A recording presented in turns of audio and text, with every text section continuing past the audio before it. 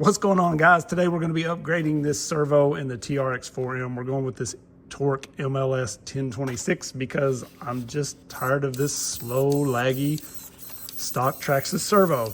I got to give this credit. It's been in here since I got the truck and it's held up fine. I haven't had any issues with it, but it's just slow and not real powerful. So we're swapping to this Torq direct mount servo that will mount directly to the axle. I've been running sort of a test version of this on this Tarantula build for a good while now. And it was really needed on this because one of the main issues with this chassis or cage when Enjora released it was if you laid the servo down, the ears were always hitting the chassis itself. So the direct mount servos worked really well on there. That's why I kind of love these direct mount setups. The only issue is you can't really transfer it from a 4M to an Ascent 18 or whatever. It's kind of made for that truck. So you're a little bit limited there. I've seen some people say they've had issues stripping the gears in these, and I'm running probably 6 or 8 of these things, and I did strip gears on one of them. But besides that, they've been pretty good for me personally. I mean, all I can say is my experience with them. I did strip one on an SCX24, a gear out, but besides that, I've been in on testing these, running these quite a bit, and for the money, they're hard to beat for the power and the speed that you're getting for the price. So we're going to toss this in here and just kind of see what the difference is. This does come with the steering link and everything you need for moving this servo because, as we all know, the stock Traxxas setup has this stand-up servo, so it's a little different when you go to lay this down, but we've got the steering link, we've got an aluminum horn, and then the servo itself. So should be a pretty simple install. We'll get started with it and then do a quick comparison. Let you guys kind of, oh look, did I kill that? Oh, so I spoke good of this and just holding it, messing with it, look. We've stripped a gear. Talk about some good timing. You can see the stock servo here, and then we'll throw this guy in and do a little comparison.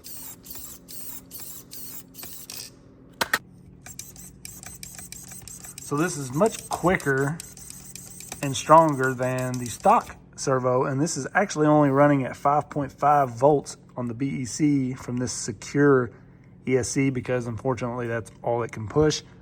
So if you bump that up to 7.4 or 8.4, whatever, this thing's going to be insanely fast and strong. One key thing is to make sure you kind of set your endpoints and you're not maxing out the capability of the steering of the truck and the servo is still trying to push it. That's how a lot of people strip these things, the gears in these out. I've seen people that said they've gone through 4, 5, 6 of these things, and you've got to be doing something. There's got to be something up with the truck if you're killing these things right and left like that. Literally, I've got one in there. Here, I've got them in a bunch of these trucks, and I've ran them. I've put them through it. I killed one, and that was actually because I was really pushing the steering limits of that with ISO axles. So I don't know how people are killing so many of these. I've had great luck with them. So just check your endpoints, set your endpoints. Now the only other thing that I really have an issue with on this is just this stock chassis setup being so narrow with these shock mounts. I get a little rubbing there, as you'll see, like especially if I'm at an angle that's hitting that shock mount. So I'm going to shave those down a little bit. That's just one of the issues with laying the servo down on these because Traxxas designed it to stand up. So I'm going to shave those shock mounts down and hopefully that'll help. So I shaved on this as much as I could. Basically shaved that down to the point where I was hitting the screw that has it mounted to the frame, and it's much better. But as you can see with this stock chassis, you're just going to hit the rails. Now how often is that really going to happen? Probably not that often. It's when you bottom one side out and then go immediately down with the other. Probably not going to be much of an issue. Usually when you're crawling, you're kind of going to be side to side and probably never going to notice it. But it is there. I just wanted to kind of note it. With the narrow front of this chassis, you are going to hang that up at times. As I said, while you're driving, probably not going to happen very often because you're side to side flexing, not usually like this and then bottoming out this side, you know? So maybe it won't be an issue, but it is there. So I feel like these direct mount servos are one of the best upgrades sometimes that you can make to a truck. For my hard body Ascent 18, it was one of the best things I did to that truck. It made all the difference in the world, having a servo with no ears on it directly mounted to the axle. Now on this truck is designed to have the servo standing up. So when you lay it down, you have major issues anyways. Especially, imagine a servo that had the ears on the side. You're gonna run into major clearance problems on these trucks unless you're switching the chassis out. Sometimes even like on my Tarantula build with a completely different chassis, laying the servo down was an issue. I had to kind of chop some things and move things around. So the fact that this works pretty dang well in here is really nice. And then the specs that you're getting, the torque and the speed for the price, you're getting the drag link included, so you don't have to figure out your steering link setup. You just use the stock steering link itself, and then the drag link, the short link, is included. You get an aluminum servo horn as well.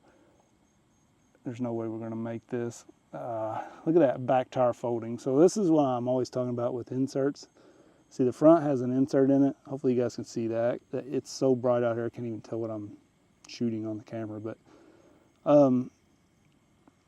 that rear tire folding is killing us right now. We're gonna loop out because of that.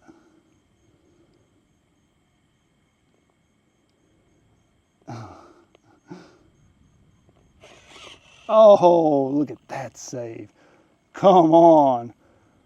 That was beautiful. So this servo, I think it's a great value.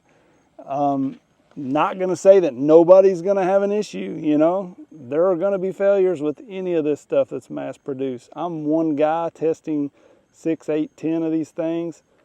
I have killed one, I will flat out admit that. But that's the only one I've had any issue with. And as I said, I was really oversteering it, pushing it too much with the axles I was running. So probably somewhat my fault, but it still should have took it, you know. I don't know how can I drive so good down here and then do something so stupid like that? But, you know, you have failures with pretty much anything out there, you know. At some point, somebody's gonna find an issue. It is unfortunate. I haven't had to deal with I didn't even bother trying to get replacement gears or anything for the one that I killed. So I don't even know that process, not gonna lie to you there. No clue.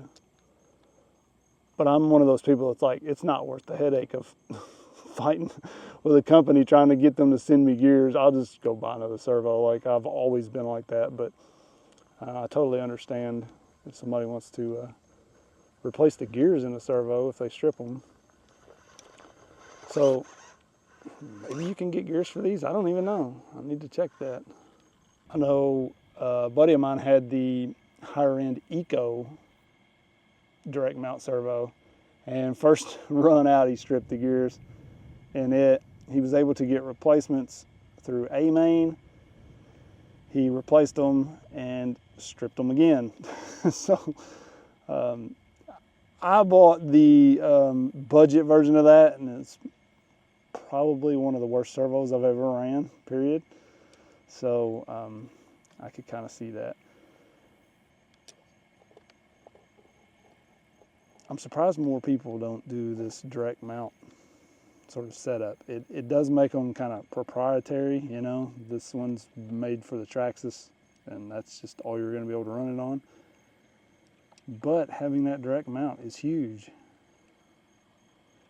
It's something I really wouldn't mind seeing in 10th scale, honestly. And you know, 10th scale, usually there's not that many different axles people use. 10-2 axles are very common. Capra axles, things like that, are very common for like comp style builds and stuff. And so you could have servos made for those and sell a ton of them, I'm sure.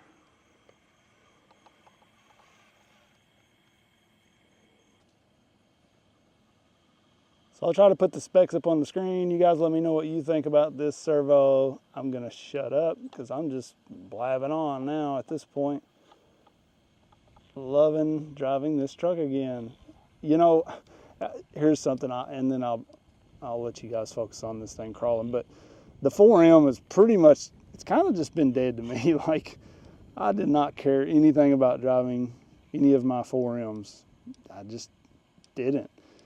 And then this brushless system that's in here came along for the 4M, and it got me to driving this truck and now this servo, and I'm just really enjoying this thing again. I kind of want to get my Tarantula out again because I've always enjoyed driving that thing. And so it's just wild how you can bounce around from one thing to the next. Like, if you had asked me 3 or 4 months ago what I thought of my 4Ms, I'd have been like, they're stupid. I don't even use them, you know.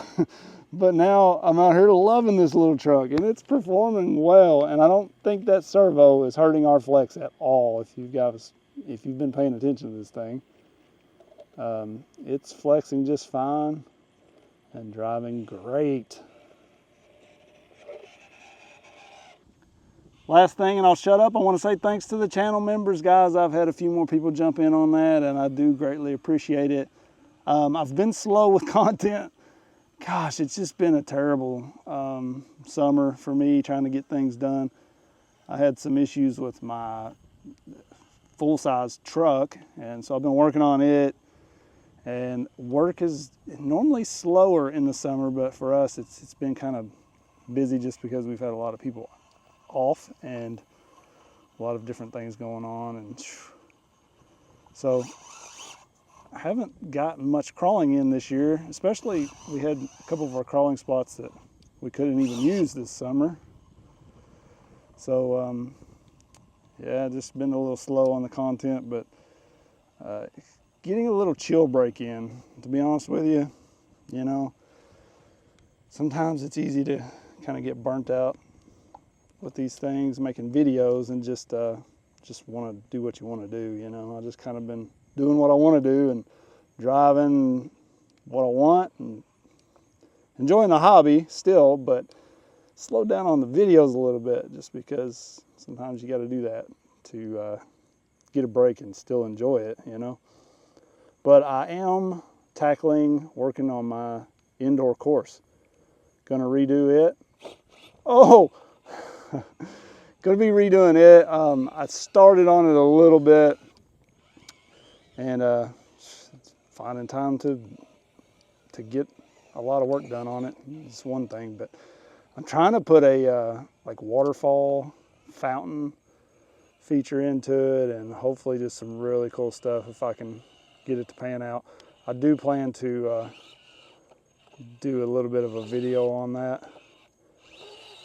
Oh, I didn't know if we could make that or not with this truck. This little thing's pretty impressive. So I appreciate you guys hanging out, and as always, there'll be more coming soon. Let me know what you think about this servo. Do you have any of these? Have you had good luck with them, bad luck? You like them, hate them, what? I don't know. I'll link it in the description if you're interested, and I appreciate you guys. Peace.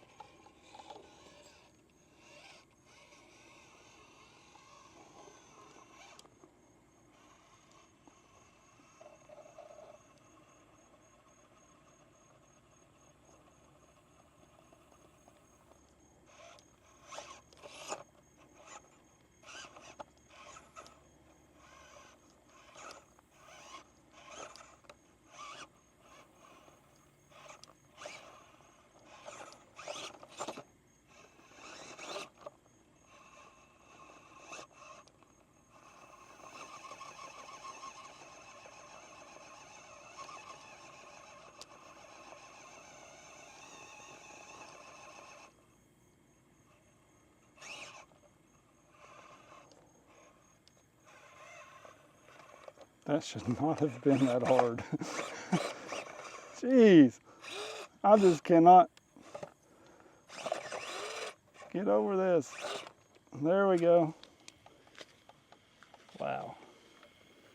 Sometimes you hit it and it goes great. Sometimes you hit it and you just really struggle.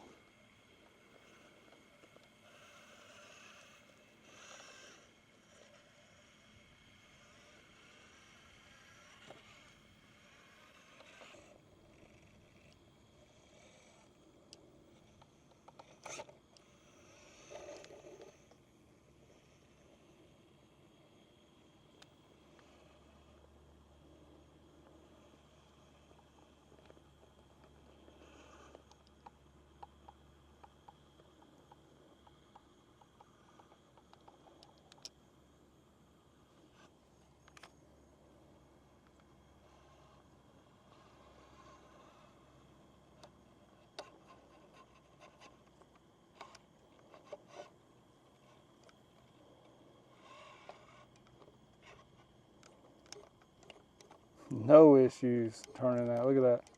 Oh, look. My screw come out or what happened? Oh no, it just popped off. Well. So it just, oh look, we broke the rod in. That sucks. Hey Torq, you guys need some stronger rod ends with this, apparently. Dang. Well, I'm sure I got one in there to replace it with, but that kind of sucks.